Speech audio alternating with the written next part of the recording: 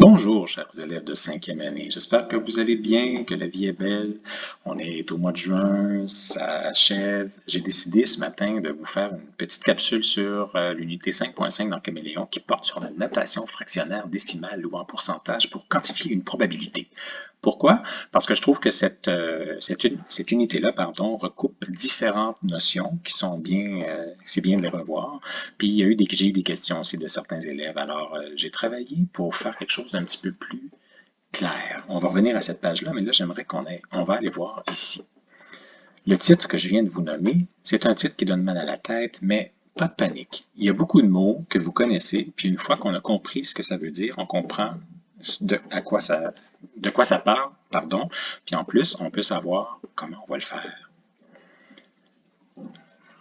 Premièrement, la notation. Ben, noter, c'est écrire. Donc, la notation, c'est une action, c'est une manière de noter par écrit.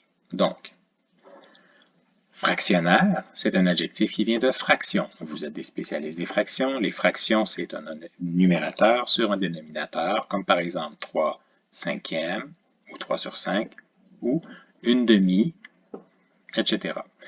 Il y a un petit décalage, pas grave. Décimale. Décimale, ça peut être un adjectif ou un nom. Ici, c'est un adjectif, mais ça vient de nombre décimal. Et un nombre décimal, c'est un nombre avec une virgule et des décimales à droite de cette virgule. Ici, des décimales, c'est ces chiffres-là. Par exemple, 0,54 est un nombre décimal. 5 et 4 sont des décimales. Donc, une notation décimale, ça va être écrire avec un nombre à virgule, un chiffre à virgule, pardon.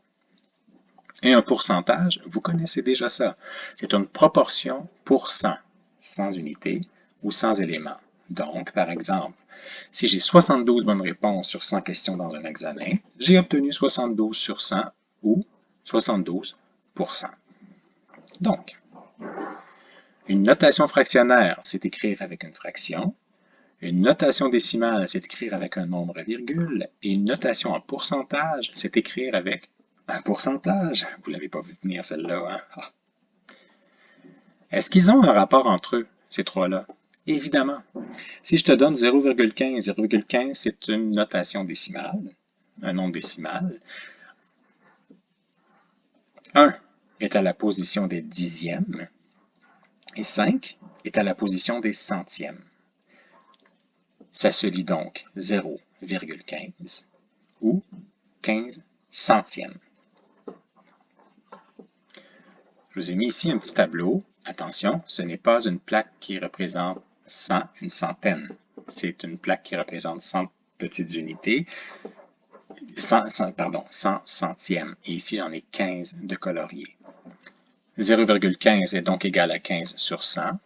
0,15 est donc égal à 15 sur 100, qui est donc égal à 15%. Si je parle d'un pourcentage maintenant, 37%. 37%, c'est la même chose que de dire 37 sur 100, n'est-ce pas? 37 sur 100, c'est 37 centièmes. On est d'accord. Donc, 37 sur 100 est égal à 0,37. Donc, ces trois façons d'écrire là, pourcentage, fractionnaire et décimal, sont équivalentes ici. C'est facile. Mais maintenant, si je pars d'une fraction qui n'est pas sur 100, comme par exemple 3 quarts, mais il faut que je fasse, vous vous rappelez, on a travaillé en classe, il faut que je fasse une fraction équivalente avec 100. 3 quarts, 3 sur 4, c'est égal à combien sur 100? Rappelez-vous ce que je vous disais. Qu'est-ce que je dois faire pour passer de 4 à 100? Et on ne parle pas d'une addition, là. Je multiplie 4 par quoi pour arriver à 100? Je multiplie par 25, n'est-ce pas? 4 fois 25 égale 100. Si je le fais en bas, je dois le faire en haut. 3 fois 25 est égal à 75. Donc, 3 quarts est égal à 75 centièmes que je vais représenter ici. Maintenant que j'ai ça, je sais que, oups, ça c'est 75 sur 100, mon 100 est parti. 75 sur 100, est-ce que je peux l'écrire? Oui, 75 sur 100 est égal à 75% est égal à 0,75 ou 75 centièmes. Voilà. Simple. Donc, Des façons différentes de dire la même chose. Mais qu'en est-il de la probabilité? Qu'est-ce que c'est une probabilité?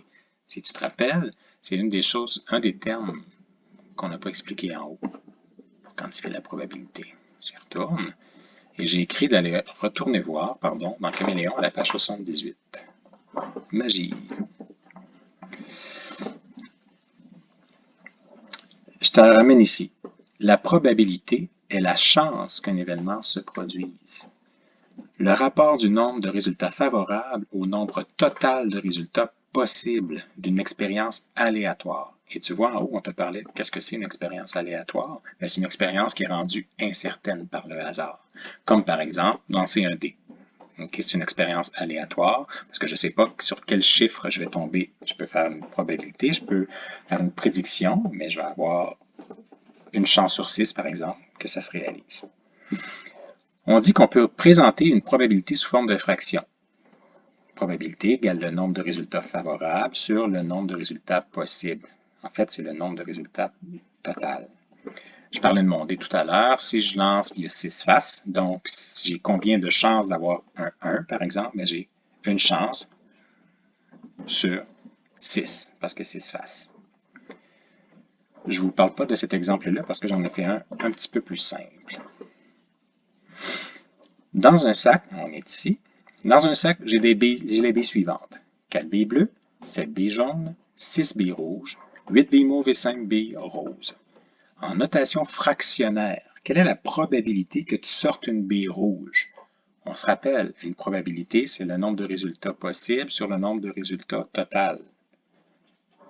Donc, j'ai combien de billes? J'en ai 30. Probabilité de sortir une bille rouge, les billes rouges, j'en ai 6. Donc, j'ai 6 chances de sortir une bille rouge sur 30 billes au total, sur 30 chances au total. Donc, si je divise par 6, les deux, parce que les deux se divisent par 6, ça me donne 1/5. J'ai une chance sur 5. Pourquoi j'ai diminué ma fraction 6/30 à 1/5? Parce qu'ensuite, je vais être plus capable, je vais être capable de la mettre sur 100, parce que là, ça va être des fractions. On parle de fractions équivalentes, tout simplement. Donc, maintenant que je sais que ma probabilité de sortir une bille rouge est de 1/5, est-ce que je peux exprimer cette notation en pourcentage ou en notation décimale? Évidemment, je le peux.